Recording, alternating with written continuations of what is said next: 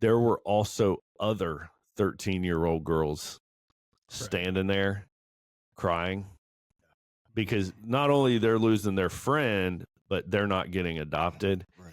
And one of the workers, as we were getting in the van leaving, and there was this one girl that was just bawling, she was like, please, when you get back to America, see if you can find a family for her.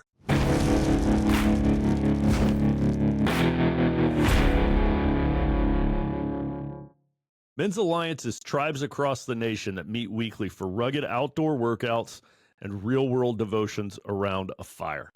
We are changing what Christian men's ministry in this country looks like. And when you're ready to challenge yourself physically and spiritually, join us at men'salliancetribe.com. My name is Dustin Alsey, Hops, Tuckahoe, Charlie Tribe. Awesome. And, we got Hops with us today talking about all things adoption related. And,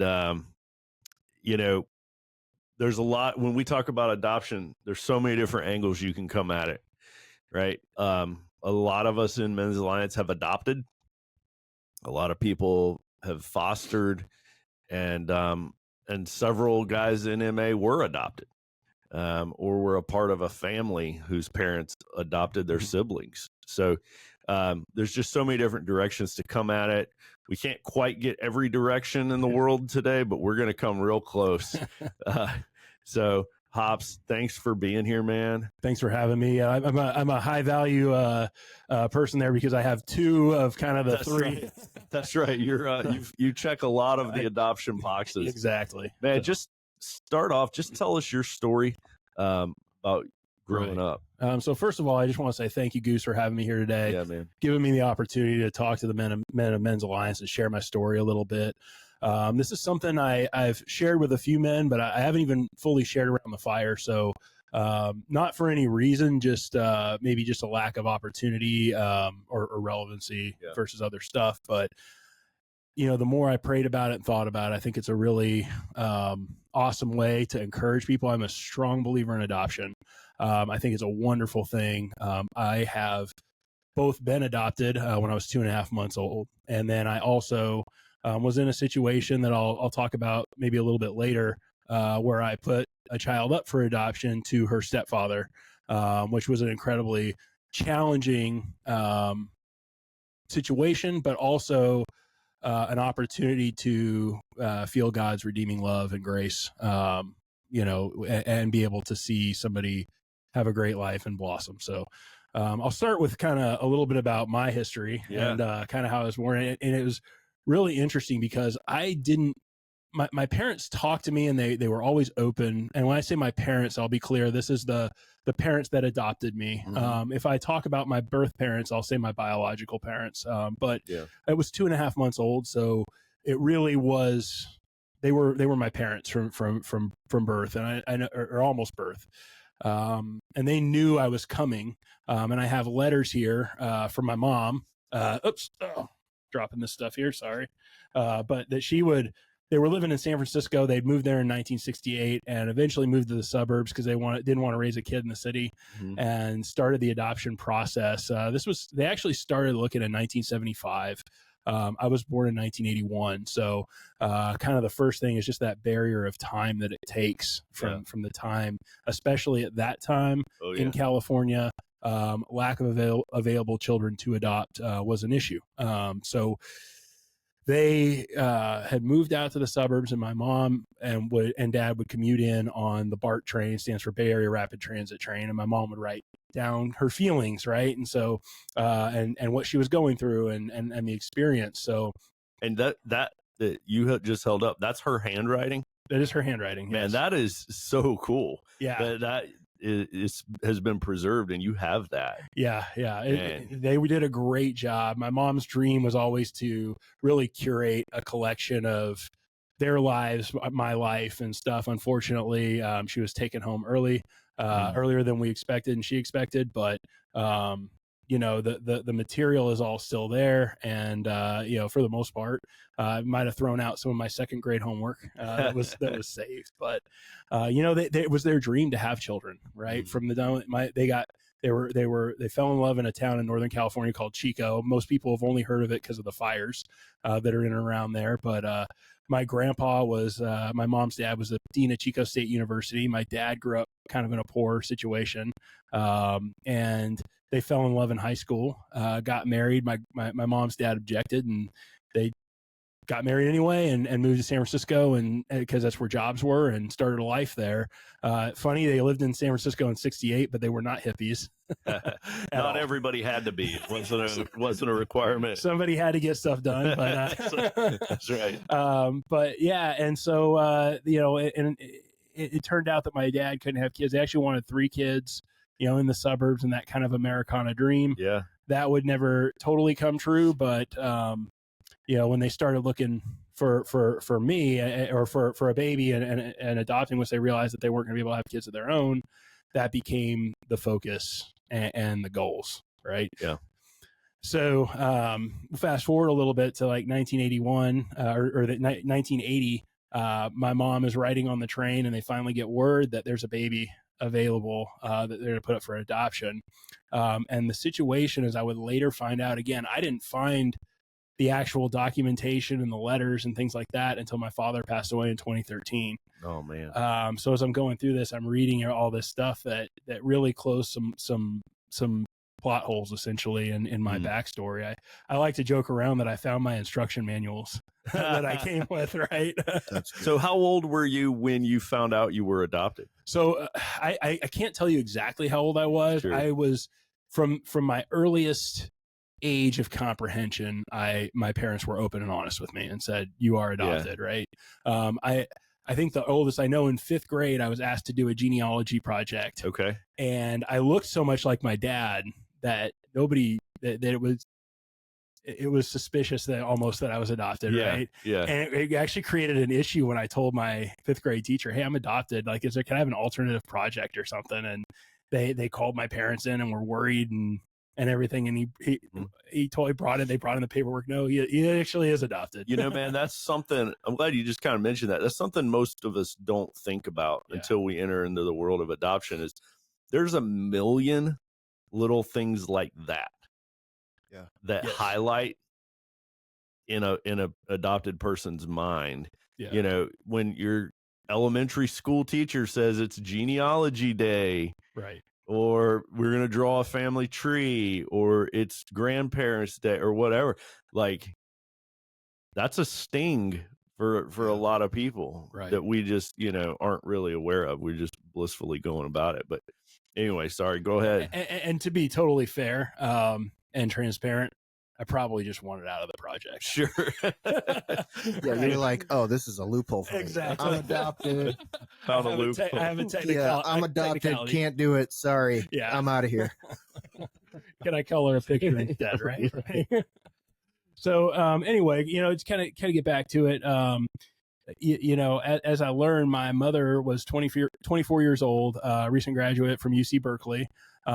So biologically, I can be smart, even though I don't always choose to be. Biologically liberal. Yeah. And my father, know a lot less about him. I do know that I had an older brother that he was raising by himself, who was 3, and that played a lot into the reason to put me up for adoption. He was a social worker. His name was it was S. Jackson is all I have. So I've chosen to believe that's Samuel L. Jackson. Sure, everybody can see the likeness there. Yeah. But I would have been Christopher Jackson had I stayed with them. Okay.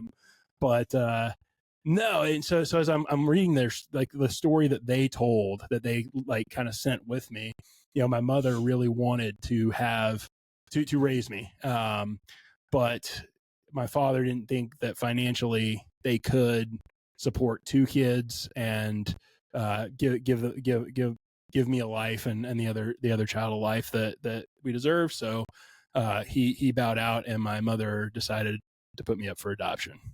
Do you think that's the best way to handle, going back to, like, you say you grew up knowing that you were adopted? Is that the best way to handle something like that? Like, when's the right time to tell your kid, that they were adopted? I want you to go first. Should on they this grow answer. Up knowing that, or is it like, because you don't remember a time like having a talk, like son you're adopted. Yeah. It was always a part of your story. Yeah. Yeah. It seems like that would be the best way. There was a really cool book, and I can't remember every word of it, but there was a really cool picture book that my parents used to kind of talk me through it, that we read through several times. And like, you know, it ends, I can remember the ending line was, "You didn't grow under my heart, but you grew in it." Right. And so I am a pretty firm believer in transparency. I think, however, to your point, Goose, there's so many different situations that can occur with adoption. It's not always as clean as my adoption was. Now, my dad's brother, who also couldn't have kids, I think that's what, you know, that's where we get that it was my dad that couldn't have kids, because none of the male children in his family ended up having biological children. They adopted 2 kids. So if you ever see a big Samoan guy with the last name Alsey, that is my cousin. Cool. He played football for Cal Poly, and I'd show he looks like Troy Polamalu. Okay. I'm like, that's my cousin right there, and people look at me crazy, you know. But great kid. But they had an open adoption, so he still has contact and a relationship with his biological mother. But then my uncle and aunt raised him in their house, and that has worked for them. So I would say that there are certain things and traumas that I can understand. It may be maybe the way that my parents did it isn't right for everybody, but it certainly was good for me and helpful for me. Yeah. That's cool. I wanted you to, I wanted to hear your answer first, but I totally agree. Yeah. I feel like transparency is definitely the way to go. Yeah. You kind of, it shouldn't be anything that we would keep a secret. Right. Right. It should be a part of this person's story. Right. You know, and everybody should know the truth about their own story, no matter what that is. Absolutely. Right? Yeah. They probably could have hidden it. Until my dad was like 5, my dad was like 5'9", 5'10", and my mom was even shorter than that. So when I ended up being 6'2", it would have been hard. I don't know. That happens all the time. That happens all the time. But, we're getting taller every generation. Right? I know. So yeah. So it's really interesting. I kind of want to read. Just to kind of, I hope this provides some encouragement. But my mom would write these letters and what have you. And if you don't mind, I'd like to read. Please, yeah. This was actually from the day that they met me. So this was July 15th. I'll read the letter and you'll see kind of what happened. So we got to Oakland at 7:45. We didn't have to be there until 8:30. In fact, the agency wasn't even open yet. So we sat in the parking lot until 8:30. I can't even remember the ride to Oakland. When Sharon took us into the parent room, Sharon was the adoption agent, to wait for you, I thought I would die. It took her 5 minutes to go down the hall and get you and bring you into us. And those 5 minutes were the longest of my life. I think I wore a hole in the carpet from pacing. When Sharon walked through the door with you in her arms, I had the most wonderful feeling rush through my whole body. I just couldn't believe how beautiful you were and that you had finally arrived. Dan and I both just melted, and I got to hold you first. I talked to you, and you smiled and grinned, and then I cried. Dan held you and talked to you, and he also cried. Finally, after all the long years and heartache of longing for a child, we were actually holding you in our arms. We spent 20 minutes with you alone, hugging, kissing, and getting to know you. It was wonderful. When Sharon came back, I didn't want to let you go, but they want you to go home and then come back the next day. The agency wants to be sure that we are really, really ready for you to come home. So we kissed you and went back to the foster mother, and you went back to your foster mother, and then left to get ready for your homecoming. We had to go shopping, pick up a few things. We went to Kmart and Toys R Us. We had to buy diapers, formula, a nail clipper. We also bought you 2 fits and a rattle. So, oh man, that's awesome. Right. And it's funny because they also wrote some other letters I can share later. in a book just to me specifically, but my mom was a big journaler and she had to write that down. I think it really shows the feeling. So if anybody is considering, if maybe they have a pregnancy they weren't planning, and they want to know the feelings of a mom waiting to adopt their kid, I think this is hopefully will provide some encouragement that these people that adopt, and I know you're one of them, Goose, they really have that child in their heart and that they are prepared to love that child just like you would. Yeah, So, man. Thank you so much for sharing that. And I'm glad you said that. We've done, a podcast about abortion. right. And this is another side of that same discussion is there are couples dying to have a baby, dying to have a kid, and they're waiting. And how long did your parents wait? Would have been just under 6 years. Yeah. 6 years. Yeah. Right. And then you think about there are hundreds of thousands of babies aborted in America alone each year. Right. And so it's just such it's an incredibly selfish act. It's like there's people wanting a bottle of water, and I'm just going to choose to pour my bottle of water out on the ground instead of give it to somebody else. So we're going to come back to Hops, and we're going to hear more from Hops. But I'm going to share a little bit now about another angle of adoption. So that was so cool hearing you read that, because that brought back memories to me that I had forgotten about. I've been in that room and I forgot that. And when you started reading that and she's like, I'm waiting in the room. And when they went to get him, it felt like eternity. I was like, oh my gosh, I remember that day in that room. So I don't talk about this very much. And I feel like I have some sort of issue, I'm sure here, that somebody will love to analyze. But I feel like sharing this is like some form of like attention seeking. And so I don't talk about it because I don't want people thinking that I'm trying to get any attention. So I'm like, but I was at Fest. This was like, no, I was at Hidden Wit. Trying to remember which brewery. I was at Hidden Wit quite a while ago, many months ago. And I got to talking with Sandman. So Sandman, if you're listening, you are like the reason this podcast is happening. And for some reason I was standing there having a beer with Sandman and told him a little bit. He had no idea that I had adopted. Adoption came up and I was like, well, yeah. And I shared a little bit and I was shocked at his reaction because he was like, this is incredible. This is such an amazing story. You got to share this. Why haven't you told this on a podcast? And I'm like, Anyway, he talked to me. He was like, you need to share this on a podcast. So anyway, here we are. But so I feel like a lot of my story is my daughter's story. Yeah. And it's not mine to share. I feel like so much of it is like, that's their story. And so I don't want them to be like, oh yeah, my dad went on a podcast and shared my story. So I'm going to try to tell this very much just my side of this, and not share their whole detail.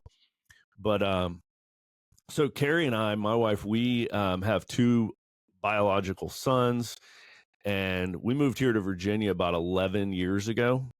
And it was soon after that. And when we moved here, our boys were, I believe, like 10 and 6, I think, at the time.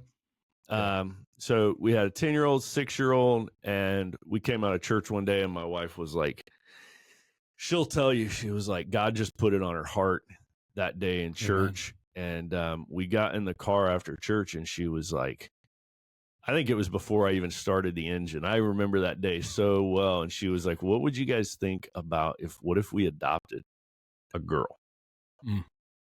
And instantly, like, we were all three like, that would be amazing. Holy cow. That's a cool idea. We were all blown away. Me and her had never talked about this before, but that just started the thinking.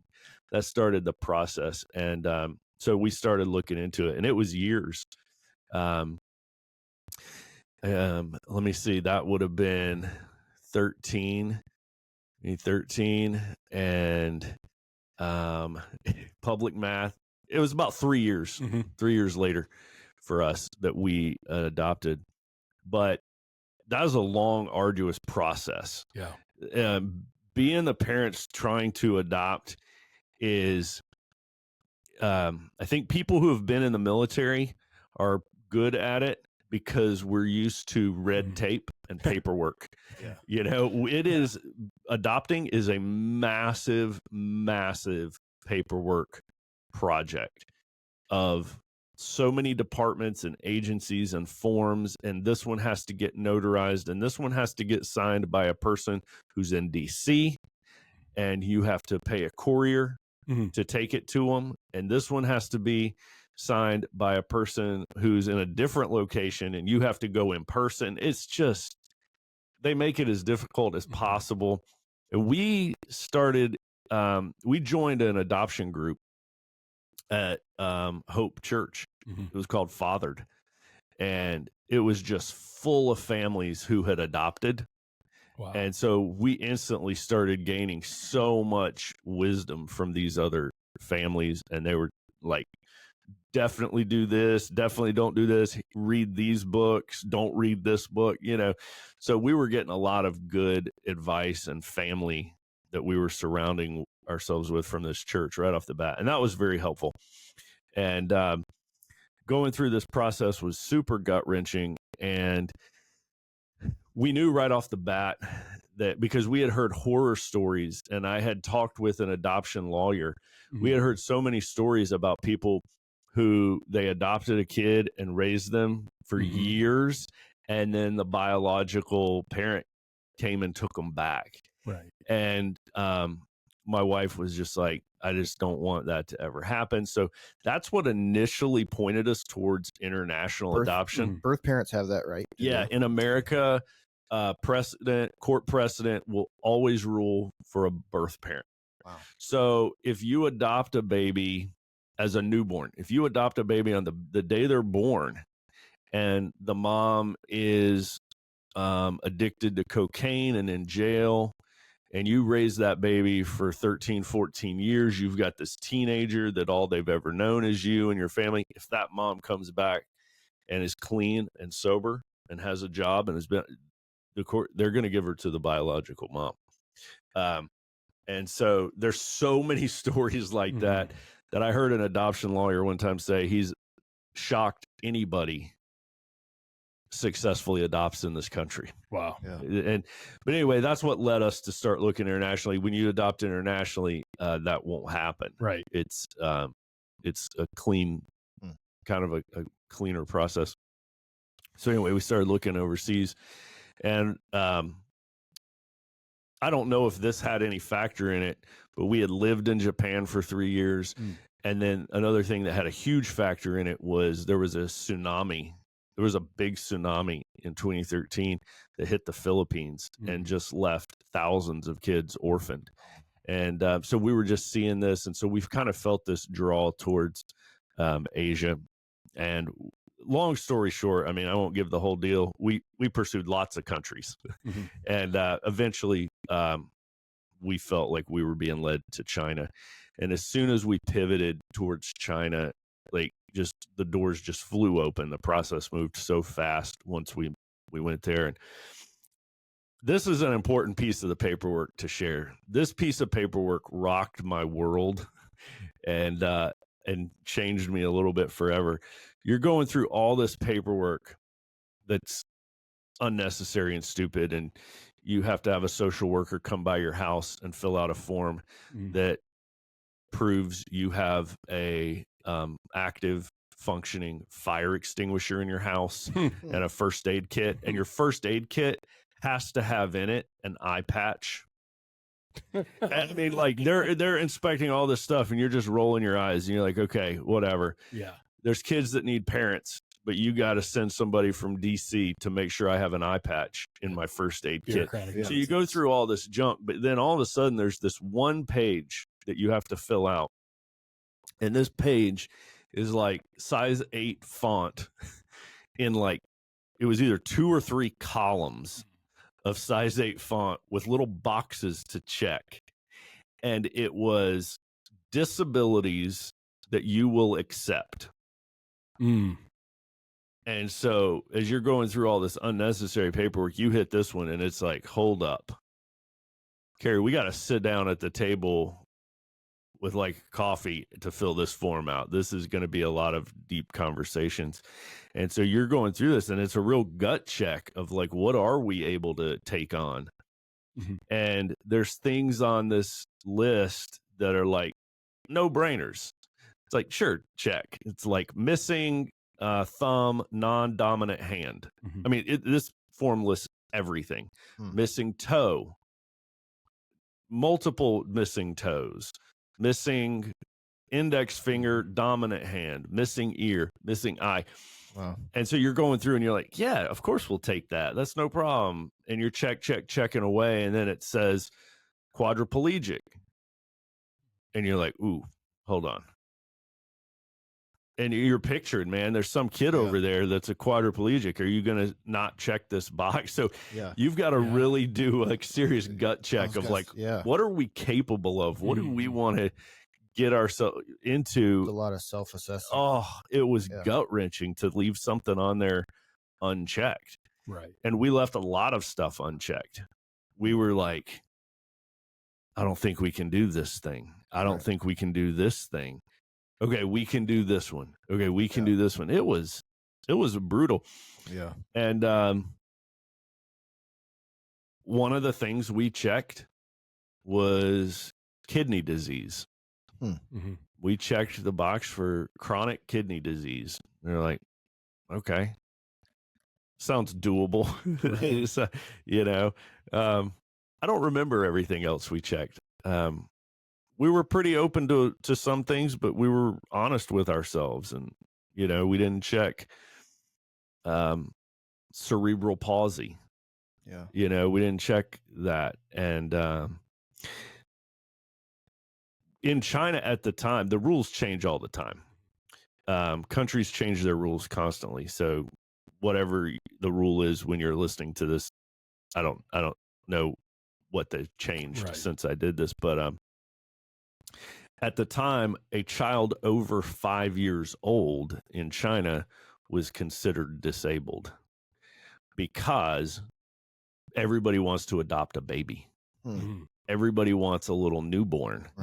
And so a child that doesn't get adopted as a newborn and they become older than 5, they get put in the same category of difficult to adopt as all these other disabilities. So we were in that category because we wanted to adopt a girl that was comparable to our boys' ages. You know, by the time we got to this China process, I think our boys were, you know, like 8 and 12, something like that. And we didn't want a newborn baby. We wanted a, you know, 5, 6, 7-year-old, something like that. And so that's what led us down this path. And they open up the list to you based on what you've checked. And so we saw this picture of this little girl and it said, you know, her disabilities. I won't go into everything, but kidney disease was one of them. And we even so we were reading her profile and seeing her age, and we just felt like God was just this was our daughter. It felt instantly like she was our daughter and she was living in China. Wow. And we had to go get her. Yeah. And so we flew there, just me and my wife. We left our boys with some friends for a couple weeks, and we flew to China, and we flew into Guangzhou, which every single kid adopted in China goes through Guangzhou. Like Okay. you're going to take a trip to Guangzhou, even if you're from like the furthest western small mountain town in China. Part of your adoption story is going to bring you through the office in Guangzhou. And that's where Esther was anyway. She was already in Guangzhou. But being there, we thought everybody that does this, they all stay in the same hotel in Guangzhou as well. We were like, there's got to be a documentary made about this hotel at some point. Oh yeah. It's going to happen. Because the whole hotel lobby, and it's like a massive, beautiful 5-star hotel. Yeah. And the lobby of it, like every night, is like tons of white couples with Chinese kids every night in this hotel lobby. And we saw and we were actually in the same group, in the same van every day. We were with a family that they checked all the boxes. And so we saw and were with every day for like, I think 2 weeks, this family that was adopting a girl who was paraplegic. Wow. And they were wheeling her in and out of the lobby. And this girl was in a wheelchair, and she was about 13, and she had the biggest smile on her face. Oh, I bet. And as we had to go to all the offices in China together. So that was cool. We got to see that. And we were like, there are people that are called to check different boxes in life. And praise God that there are, and thank God for that family. But anyway, our day came, you get there and you're doing all this paperwork for a year and all these social work visits, and you get there, and then all of a sudden, man, it's like, it's game day. And they took a whole bunch of us at once, into all these parents, all these adoptive parents, into this room. And, that the orphanage that these kids came from might not be as nice as this room that they're getting taken to this day. As a Westerner, and not all the families there were American either. There were families from Europe and Australia and stuff.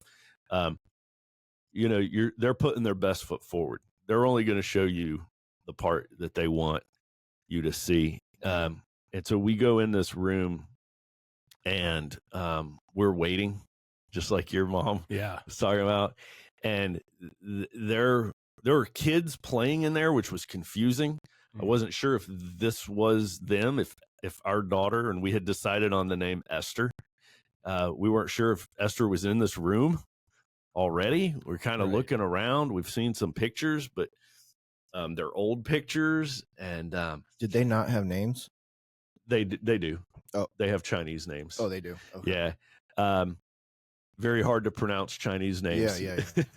And so that's actually a good part of the process too, is the name part. And, we didn't want her to always feel like odd, always feel different. Right. And so that was part of the renaming. Okay.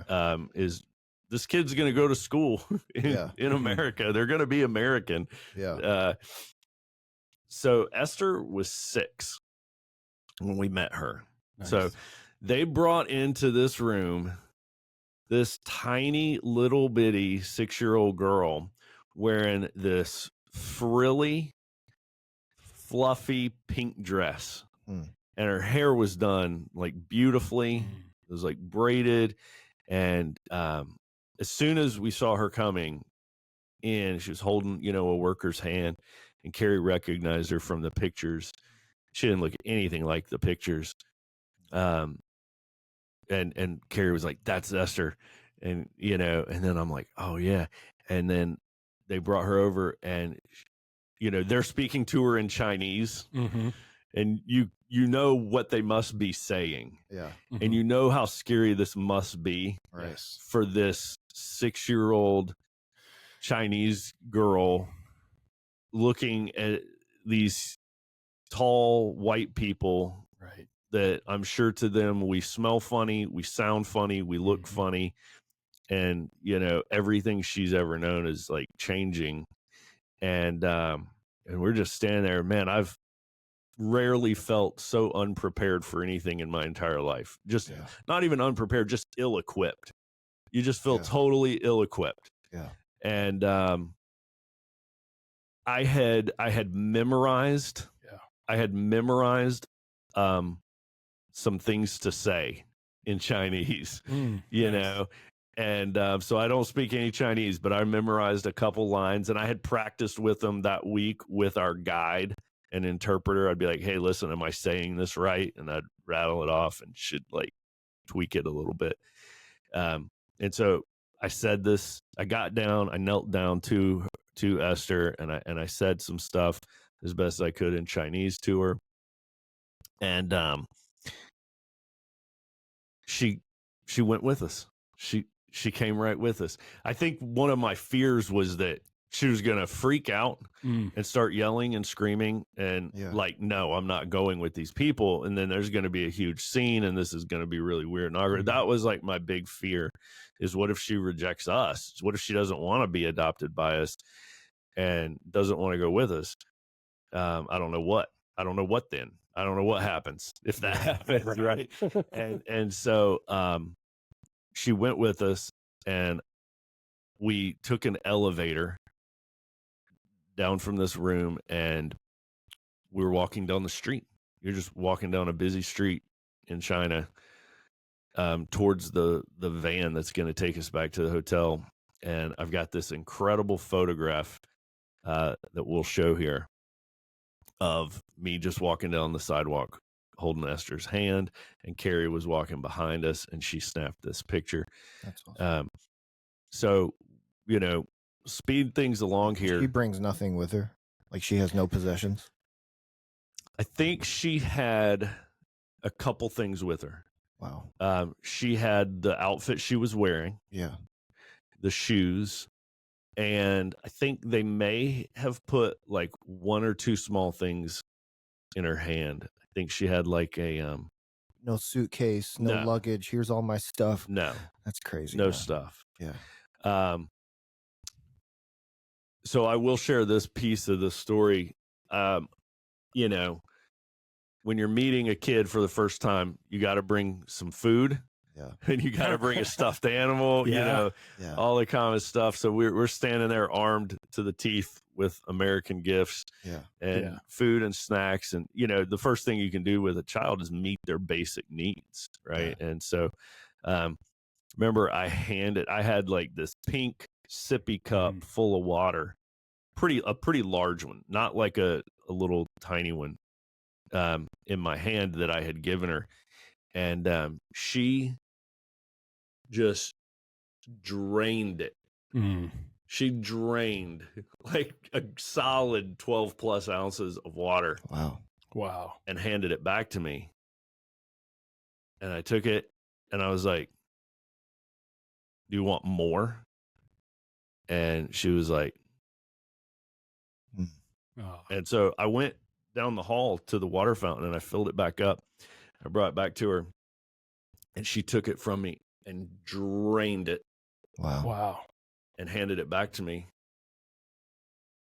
I was like, more? She did that. I filled it up again and brought it back. And she almost completely drained it and went and sat down. She may be thinking, I don't know when I'm going to get more of this. Right. Too. And so we sat down. Yeah. And so she was thirsty, and we were able to meet that need. And then we sat down, and me and her, we had been told and kind of trained as part of this adoption process that they might not like men. They probably haven't ever been near or around any men. All the workers in the orphanage are all women. They're used to being around women, and they're really never around any men. So you're going to be strange, plus you're American. Yeah. So you're going to be really strange. So I had super low expectations. I wasn't like expecting her to, hug me and be excited to be adopted by any means. We had been well prepared for the worst. Gotcha. And so me and her sat down together in that room, and I pulled out some goldfish, and we bonded so well, like right off the bat. That's awesome. Like right off the bat, Carrie was shocked. Yeah. And, you know, I start playing games with the goldfish. Right. And we're like, guess which hand, you know, doing that guess which hand with the goldfish thing. And that was fun. Yeah. It was like, I felt like we were clicking, you know, I felt like we were kind of clicking. And then we walked away and we went back to the hotel. And very similar to your story, we had to bring her back the next day. Gotcha. And so they give every kid that's being adopted 24 hours with that family, and then they come back to an office, a government office, and both the parents and the kid, if the kid's old enough, get to say yes or no to this adoption. Wow. So, you know, you could go to China and spend 24 hours with a kid and then go to the office and be like, no. Or the kid could say, no, I don't want to be adopted by these people. So we go back to that office. I mean, that's kind of neat that they give the kid the option. I like it. It's really good. Yeah. Esther did not speak a word. She did not speak a word from the time we adopted her. Went back to the hotel. She was just not talking. She would nod if you were like, are you hungry? Do you want food? She would nod. So when we go back to that office the next day and they're asking her all these questions in Chinese and we're just standing there, they're talking to her and she's just sitting there and we're like, we got no idea what's about to happen. And she nodded. That's awesome. And they stamped some papers and we left. And you think they might be telling her, like, if you say no, we're going to make your life a living hell. No, I don't think that. I was actually really impressed with all the workers there. Okay. All the women who worked in the orphanage were amazing. So you didn't feel like you were rescuing her from this orphanage? Absolutely not. Okay. Wow. All right. Good. I felt terrible. Yeah. For these workers. Yeah. Because they were crying. Yeah. You know, they've fallen in love with her and taken care of her. And we're so thankful for them. Yeah. You know, we thanked God for them. They fulfilled a pivotal role for years in both of our daughters' lives. And I was impressed with China. Yeah. I was impressed with their orphanages. Okay.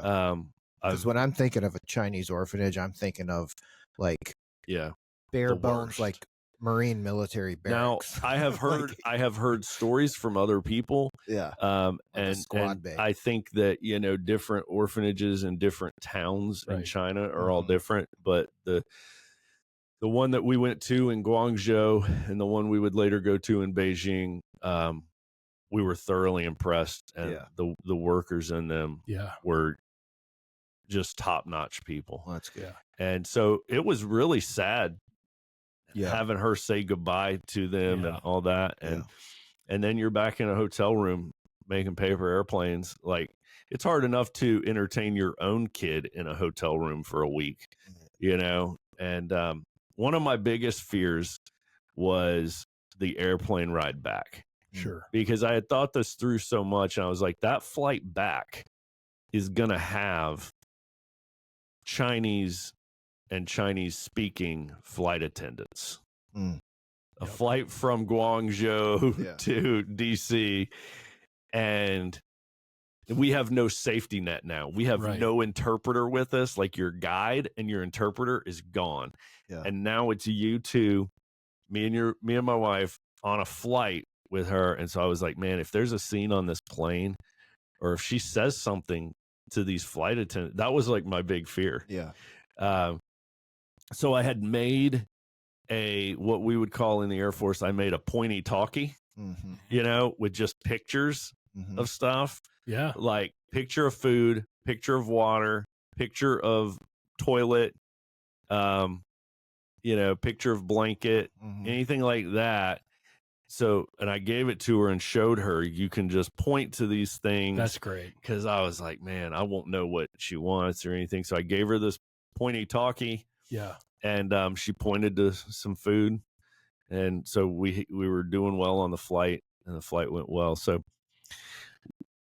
now, Goose, if we could talk a little bit more too, because let's do. you made me think of something as well when you talked about the orphanages, right?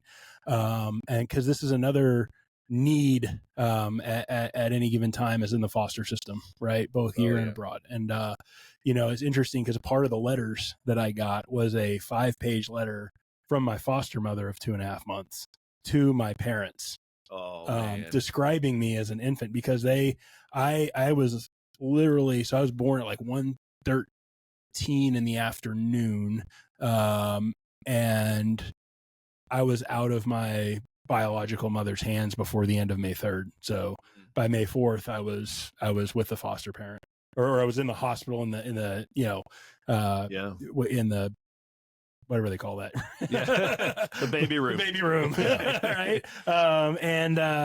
And then would go to the foster mom for 2.5 months. And there's these people really do, they really do God's work in they many do, cases. And they are truly passionate and loving and care about the future of humanity, and these babies.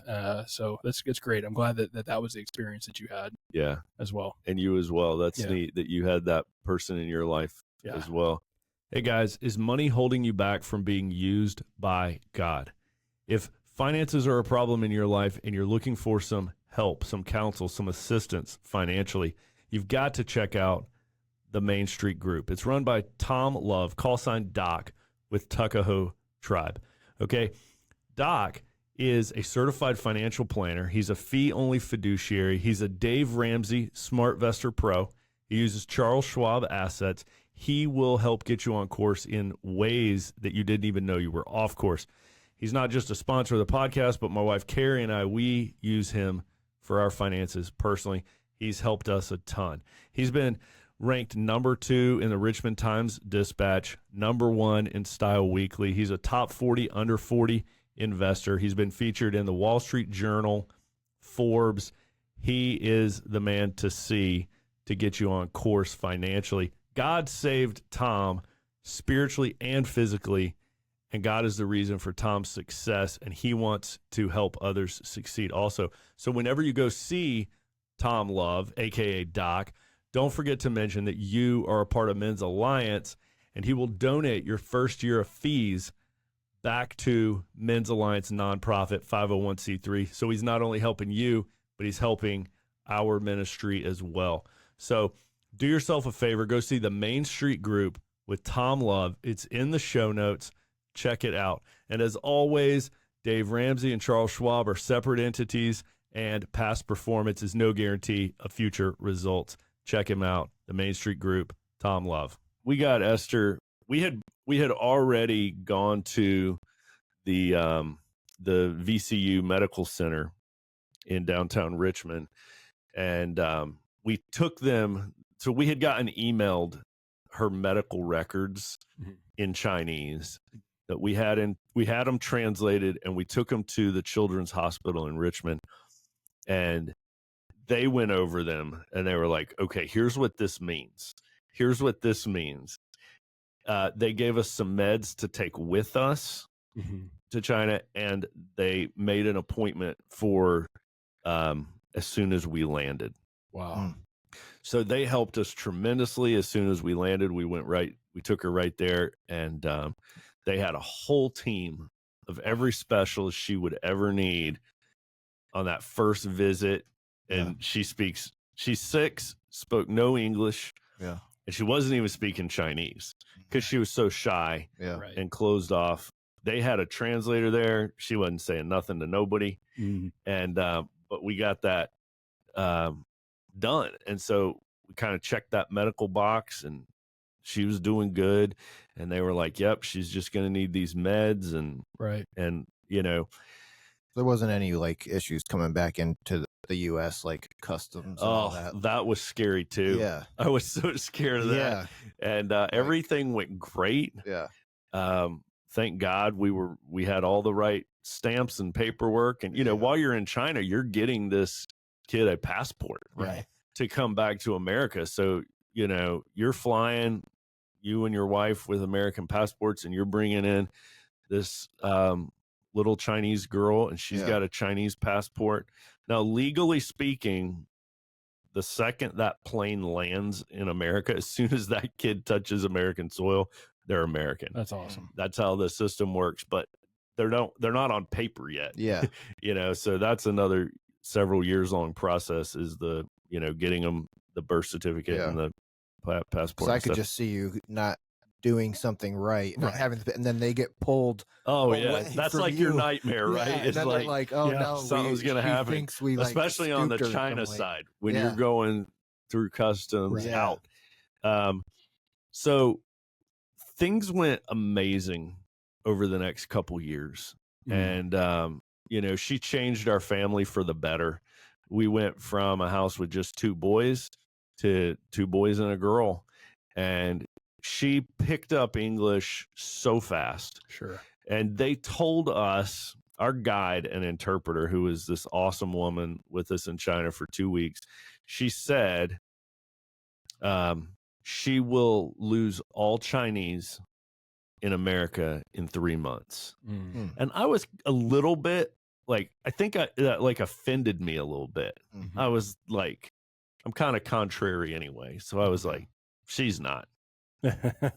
And we thought we were going to do everything we could to keep her Chinese. Right. And we got her, like all the Chinese cartoons and books and movies and everything. Yeah. And within 3 months, she had lost all Chinese. Right. Wow. Just because she was so young. She was 6 years old, but within 3 months, she was speaking fluent English.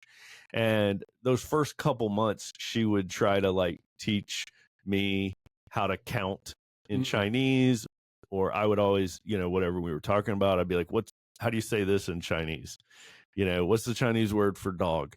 And she would tell us or something. And then after about that 3-month mark, I asked her something one time. I was like, how do you say this in Chinese? And she was just thinking for a minute. And she goes, I don't speak Chinese anymore. And then ran off and played. It was like she said that so matter of factly. It wasn't a big deal for her to say that. It wasn't like, it's great. I don't speak Chinese. No, it was just like, I don't know. So she just picked up English being around picked it up. Doesn't study it or anything. No. Yeah. She just picked it up. And so Esther is now 14.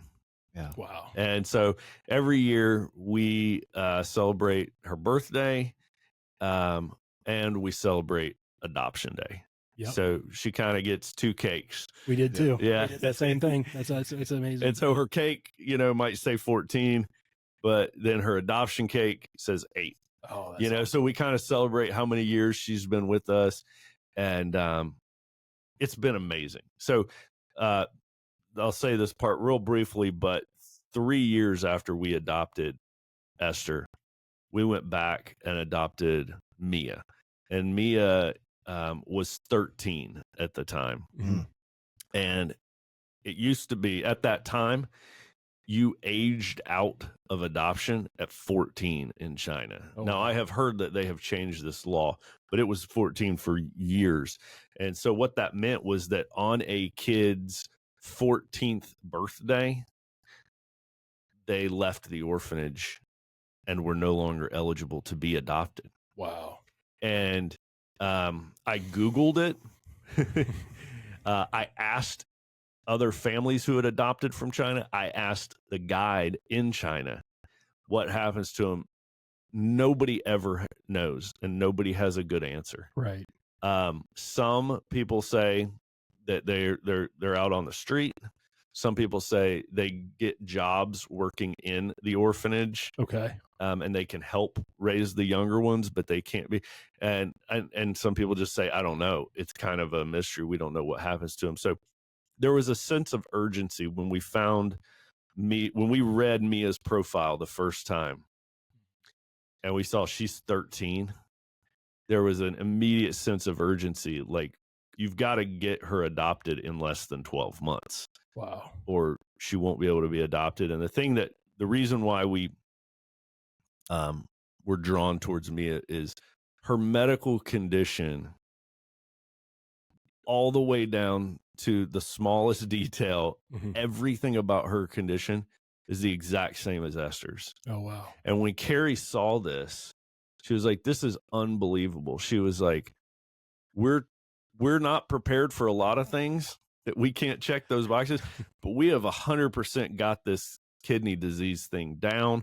We have the pediatric nephrologist at VCU is on our speed dial. Like, we got this. And so we did an expedited adoption through our State Department and the Chinese State Department. And we did the whole thing from start to finish with Mia in about 9 months. That's awesome. We were in China adopting Mia, and such a different story, such a different process. Esther was from southern China, which is like Florida. Right. And they eat lots of rice at every meal. Mia was from Beijing, which is like New York. And she's like, I don't eat rice. What are you talking about? And we were like, are you Chinese?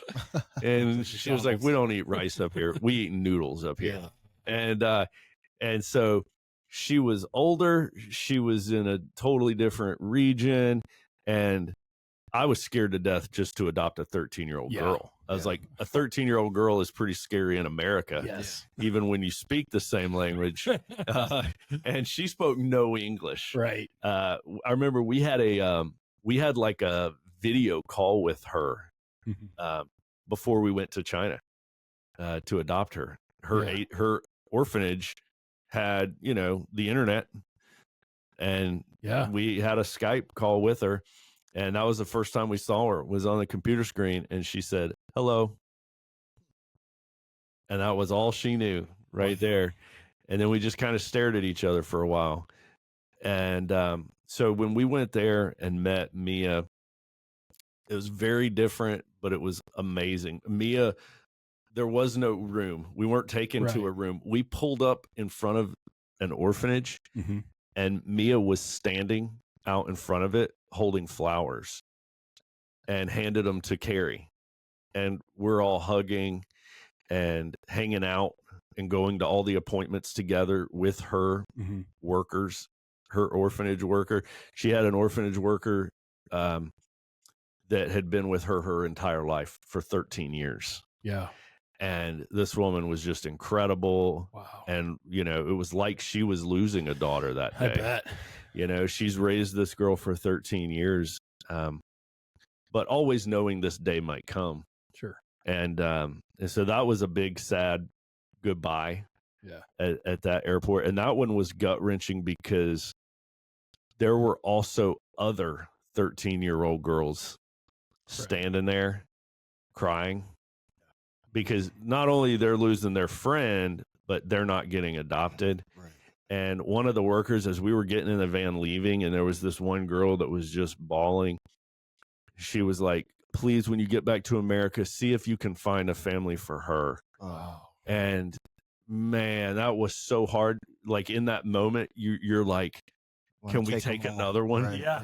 Terry, can we get another? That was so hard. And we came home, and we did ask around. We asked all the adoptive families. We showed this girl's picture. We got her file. We prayed for her. I don't know what happened. Right. But Mia is now 18. So that was 5 years ago. And she's now a senior in high school. She's got her driver's license. Right. She speaks English. She's got a job. And she still speaks Chinese fluently because she was older. Right. Yeah. And then the really surprising thing about the whole process to us was how she came with a suitcase. She came with boxes of stuff, and she came with a cell phone. And she is in touch with her friends.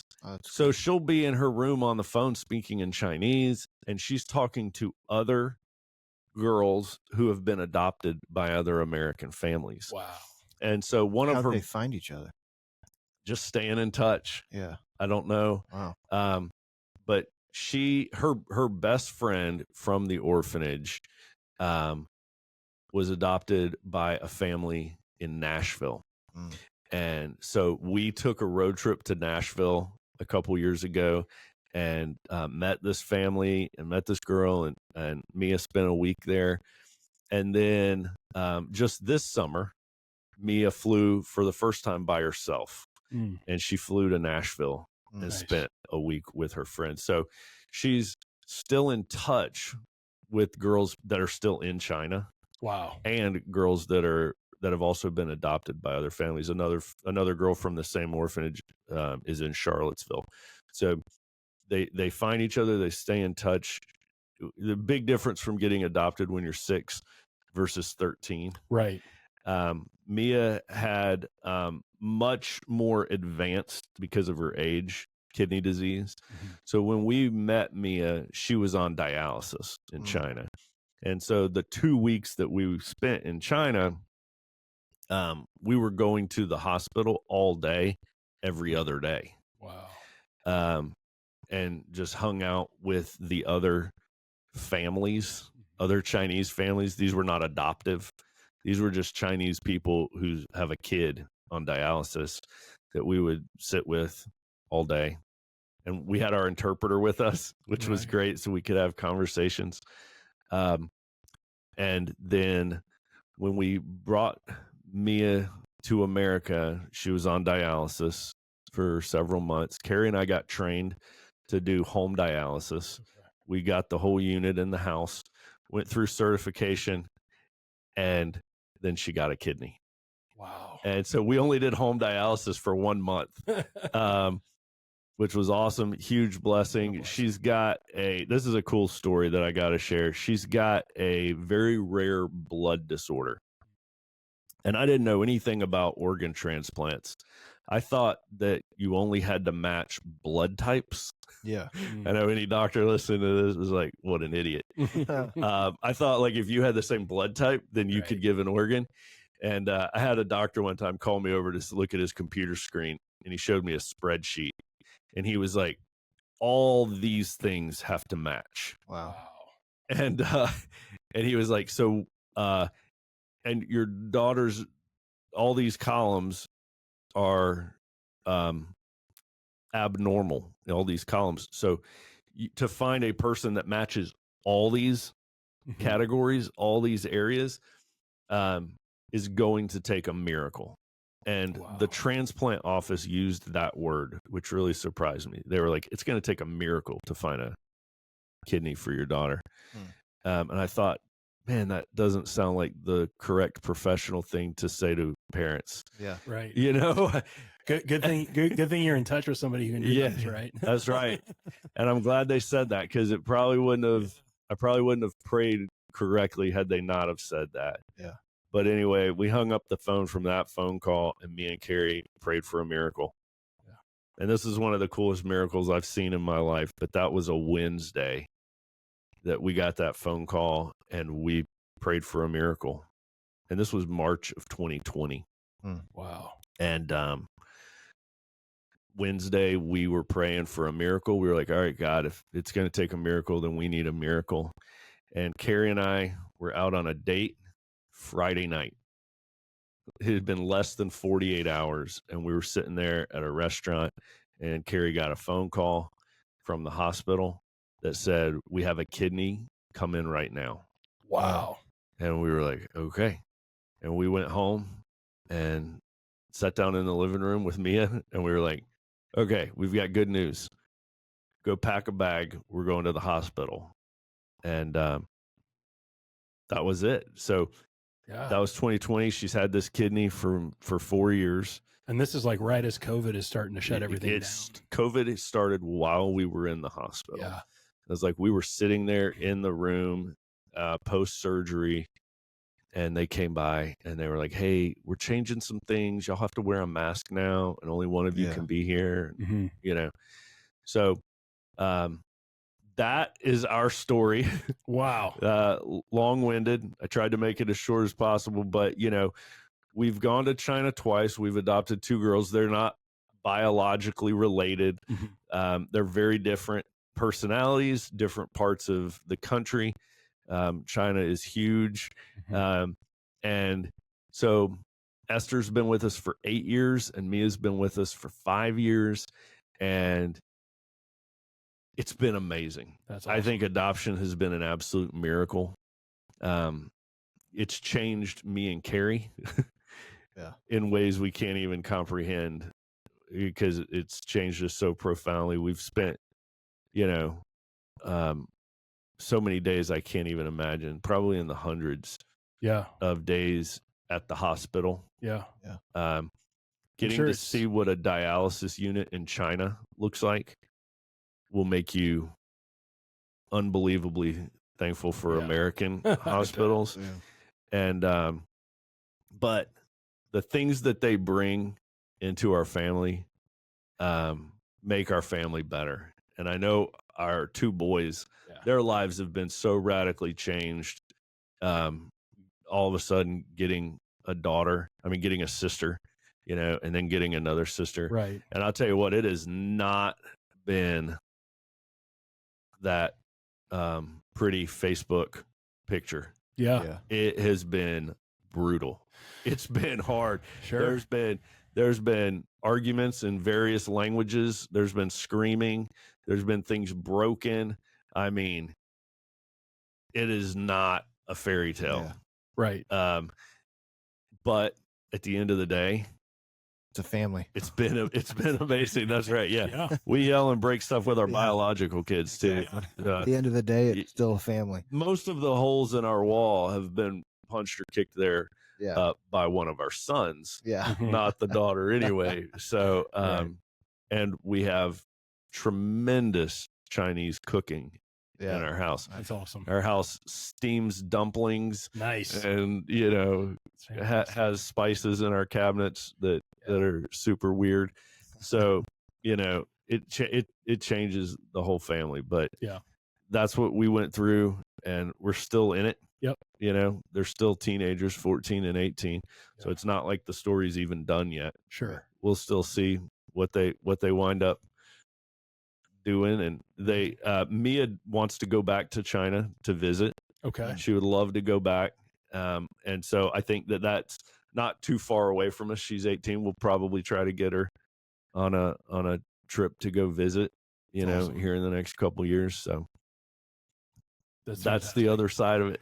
And I like that you said that about how it's not all the Facebook, right? And I think I saw a study once, and it talked about adopted children and like where do they track versus an unadopted child that maybe grows up in a traumatic household, abusive household, and they continue on, versus a biological child that is in, a more positive environment, more enriching environment, versus an adopted child who goes from what could be that, more poverty related, trauma related into that. And it was like their trajectory lags until their 18th birthday.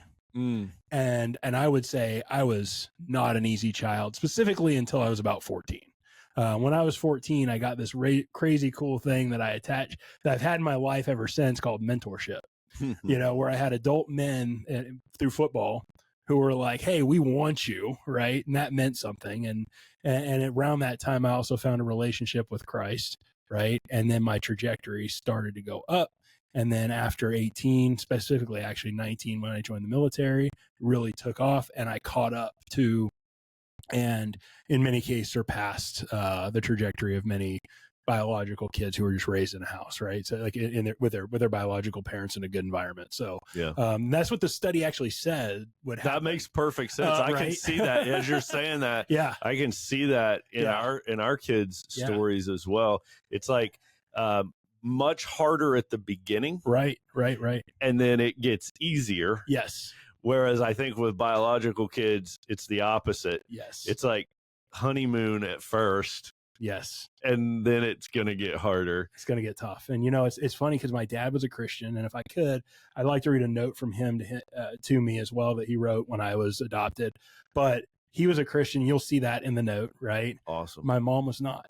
Okay.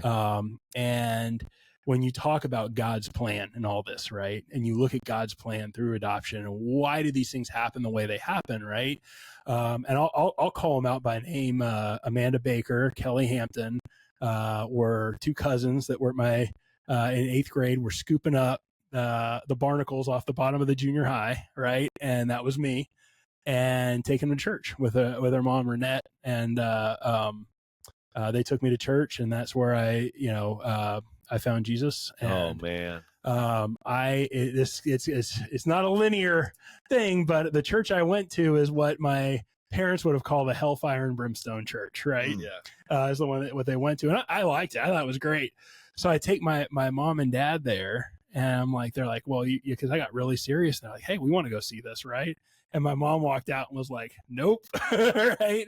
But what ended up happening was she had a friend at work who was a Christian, a very strong Christian, who she started asking about it, right? And so she's like, hey, like, we love that you're pursuing this relationship. Let's go try this other church. And we started going to a church that was pretty close to our house called Creekside. It's an amazing little church in Martinez, and really got connected there. My mom became a Christian there, right? Oh man. So and really in hindsight, kind of, I wouldn't say in the nick of time, but there wasn't a lot of time after that she had left on this earth. So it's nice because I know there will be a reunion at the end, right? Oh so, man. Yeah. That's incredible. And so, when I look at this, my dad wrote me this letter I'll share with you. It says, "Dear Dustin, we've waited so long for you. Our lives have had an empty space which only you could fill. My son, I have but one wish in life, and that is to make you happy. Money cannot buy the love and happiness which I promise you. I will teach you everything I can that is important: God, love, nature, mankind, music, art, and imagination. I may be a clown on one day, a preacher on another, but most important, through all eternity, I'll always be your father. You will know me as I will know you, and one we shall always be. You are the emblem of my faith in God, and He and I will always be with you to love you and protect you. I love you so much, Dad." Wow. That's Right? awesome. Can you show that? Yeah. And this is my dad's picture there. That's awesome. This is right after he got rid of his perm. Just but he and I think it really fits him. My dad was a little, he could be goofy. He loved to sing. He'd sit out in the garage and like sing, and he could be embarrassing at times. He loved Dean Martin, which interestingly, Roots is named Dean. All the men in my family are named with a D name. So that was kind of a he was the only one of my kids that Dean was the only one that my father actually met before he passed. But yeah, and except for I will say I do have a biological older daughter who both my mother and my father met. And if you don't mind, I'll share a little bit about that too. Absolutely. And I really want to just preface this by saying this is really, I think, about God's plan and His redeeming love and His grace. I, again, haven't lived a linear trajectory of this amazing Christian life. I've made a lot of mistakes along the way, as many men have, as many people have. And while I wouldn't call my daughter a mistake, I would say that living in sin at any time is a mistake, right? And as I was a young person, single, incredibly lonely, looking for something to fill that hole. It wasn't the relationship that I could have and should have had in God. And I found, a relationship that was, in hindsight, a horrible fit. Not saying anything bad about that person. I was no angel at the time myself.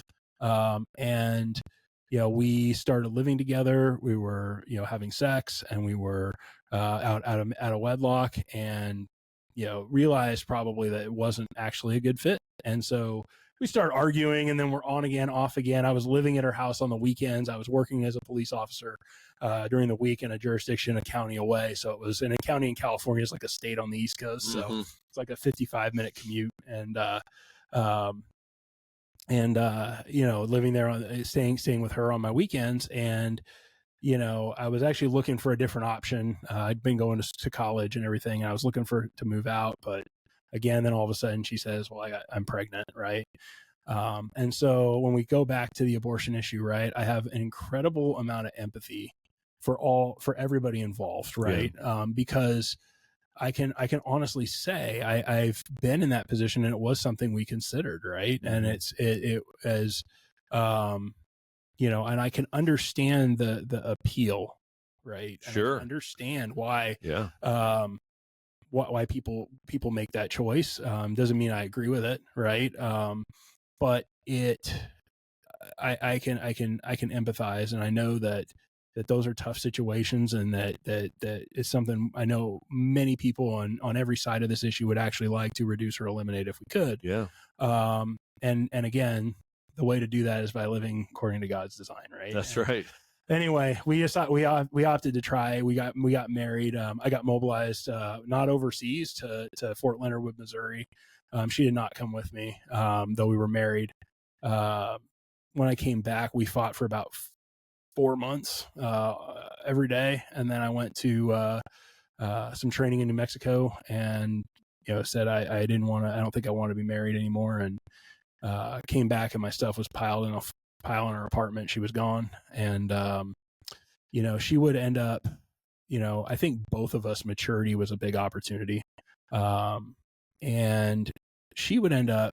Both of us would end up maturing, and she would end up finding a really nice guy. I won't mention any of their names just for their privacy sakes. We're not in touch anymore. Yeah. But I really respect the guy.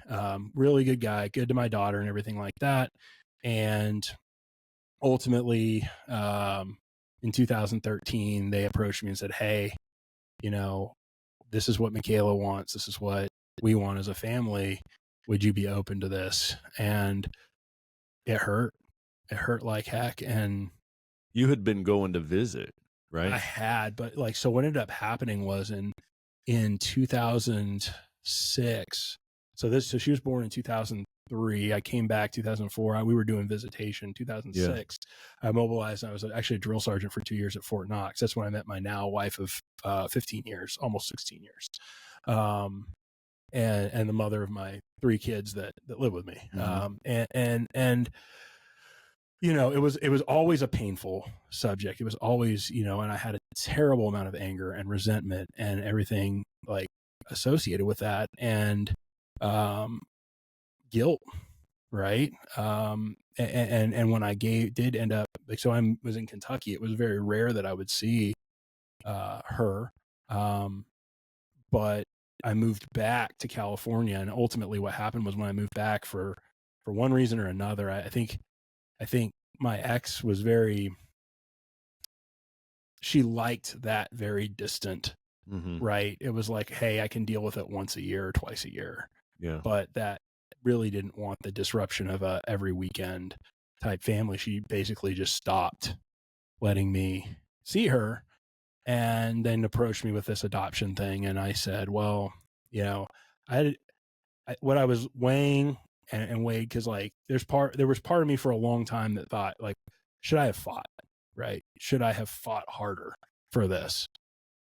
But I had to look at how would that affect Michaela, my daughter, involved, not just her, but my now wife, my then 2 kids that were biological. How would going through that at that age and in the situation that we were having, by the way, her parents and family were incredibly well resourced, and her uncle was the family court judge in the county they lived in. So fighting may not have gone my way, right? In fact, there was probably a pretty low probability that it would have. So, I had to look at the totality of the circumstances, and for years I felt guilt around that. And, again, I really, when I came to Men's Alliance, I would say that if not right before, we started going to Hope. I really started rekindling that relationship with Jesus that I consider so strong today, maturing as a Christian. And I was able to take that and lay it at the foot of the cross and know that, regardless of her now adoptive father, myself, her biological father, she has a heavenly Father that's got her no matter what. And as do each of us. And I am incredibly encouraged by that. She's 21 now. She'll be 21 in a few days. I wish her all the best. If she ever wants a relationship, I'm not hard to find. So, man, that's incredible. Yeah.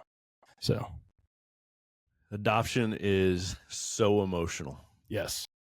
Right? It's emotional on every single side for the foster parents that, fill that temporary role, the parents who give up their rights, the children, and then the adoptive parents. It's so emotional all around.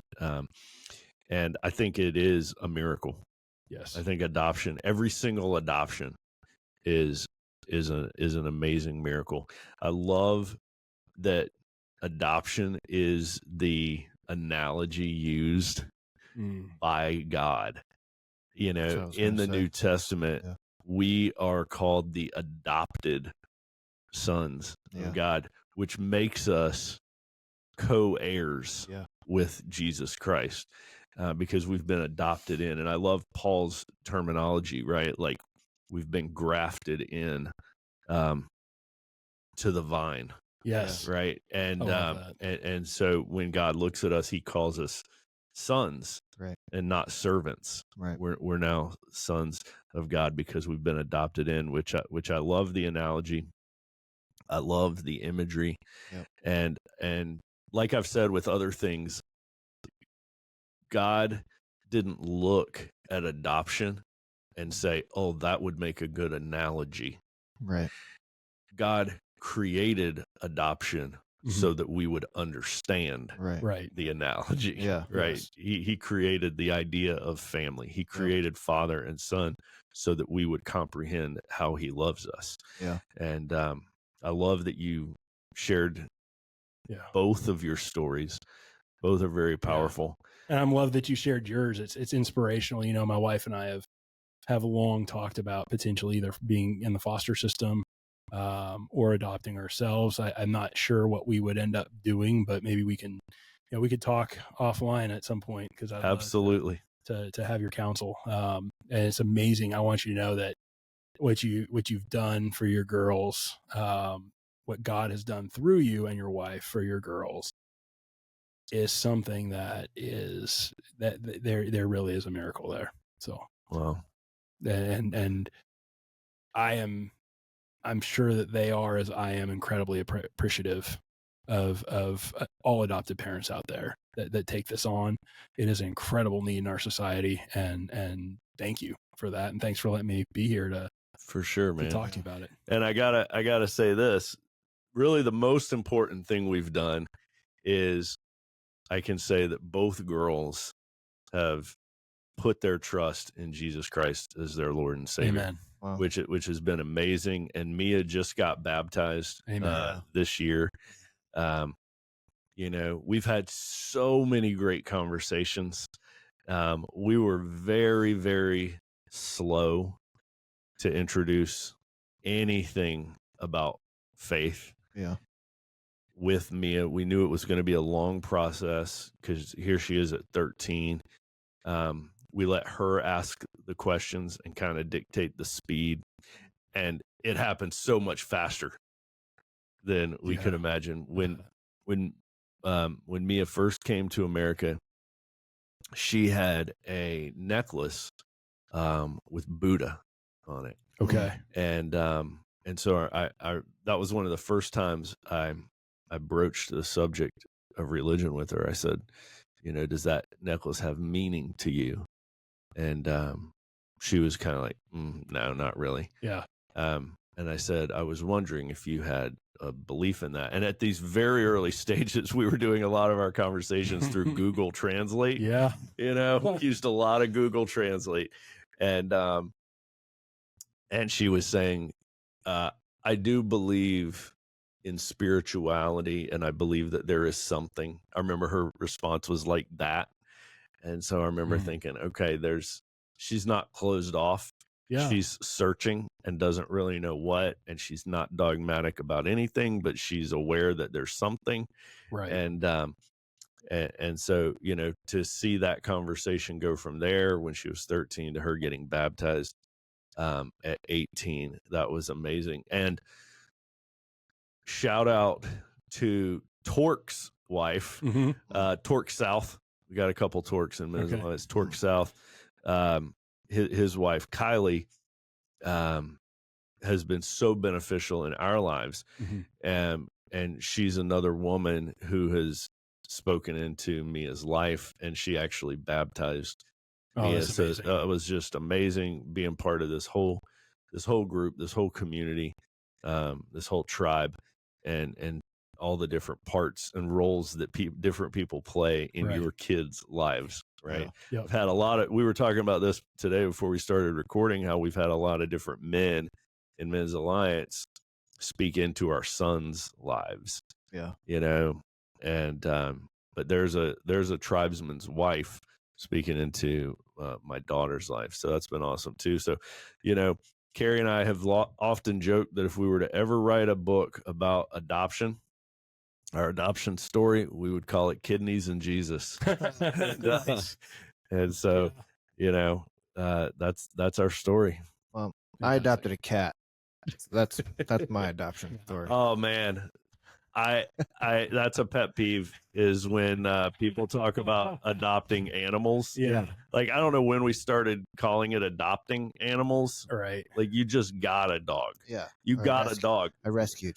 Yeah. People say I rescued a dog, or we adopted a dog. I'm like, no, you didn't. You got a dog. Like, I was gonna say, why don't we call like the kids like I rescued? I have 2 rescues. Oh gosh. because we actually didn't. I know. You know, and I think that that's an important mindset to understand, is you didn't save this kid. Yeah. You didn't rescue this kid. Right. You just simply brought this kid into your family. You gave this kid family. But, you know, we are in no position to save or rescue anybody. Right. We're so broken. Right. Yeah. And, you know, that's a piece of the fairy tale. But yeah, if I see somebody with a, I rescued a dog bumper sticker on their car, I automatically don't like them. Like, I don't even know you. I wouldn't get along with you. We could do a whole podcast. You're bragging about that you have a dog. Yeah. That doesn't seem, you know. Yeah. Do a whole podcast about bumper stickers. There you go. That would be a good one. It would actually. That'd be funny. That would be a good you know, one that I've always said is, you know, when you see the people that have a bumper sticker that says nobody cares about your stick figure family, and I'm like, or I don't care about your stick figure. I'm like, you care so much. You put a bumper sticker. I'm glad to hear you say that. Acknowledging my stick figure family. No, you know what? This is so good. If you really didn't care about that bumper sticker, you would not get a sticker to talk about it. Exactly. And I feel like this is such a parallel with atheists. Yes. Yeah. Nobody writes a book about something that they don't believe in. Right. Yeah. Who the heck writes a book about something that they don't believe exists? Right. Yeah. Atheists. Yes. Yeah. Yes. You believe it.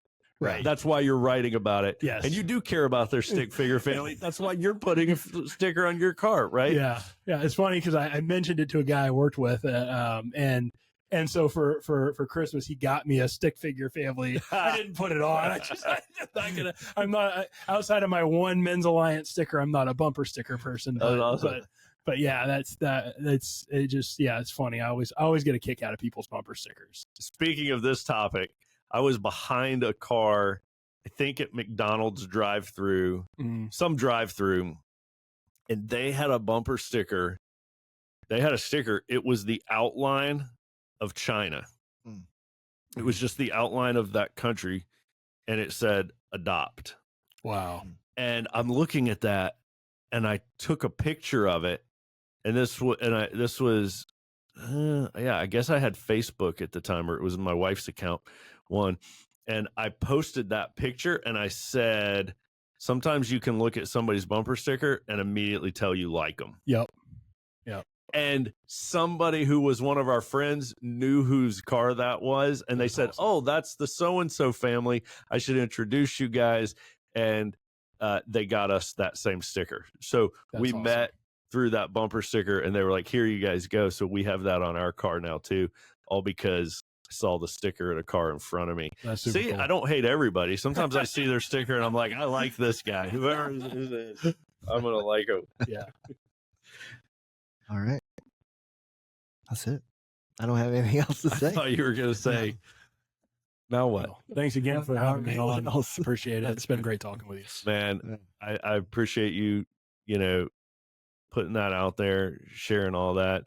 And I think we need to talk about whether we're doing a podcast on divorce or abortion or adoption.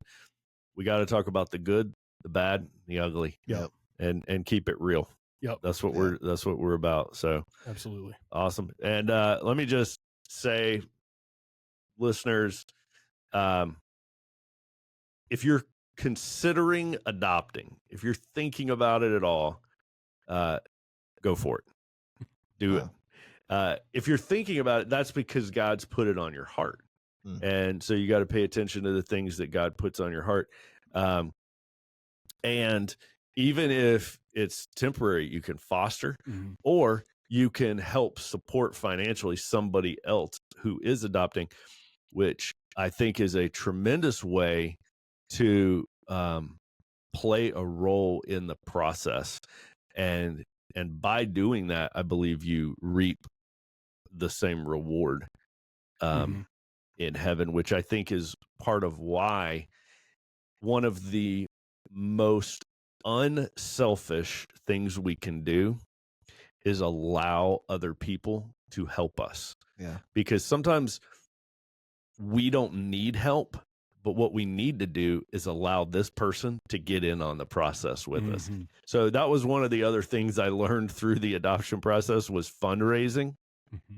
And the first time I ever saw a family fundraising for their adoption, and this was years before we thought about adopting, I saw a family fundraising for their adoption, and they were very wealthy.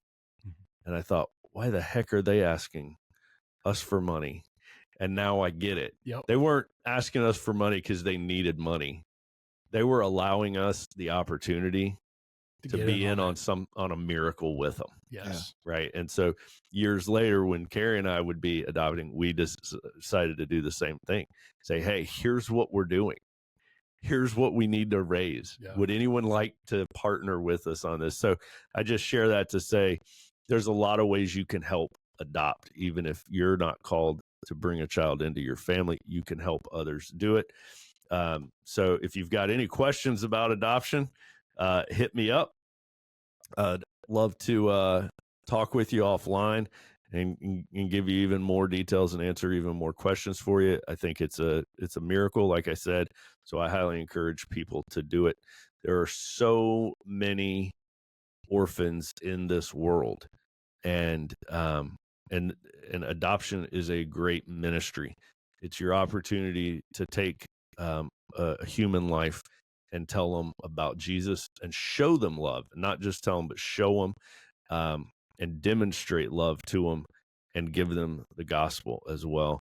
So I think this goes back to what we were saying earlier about abortion as well. This is just a tremendous alternative.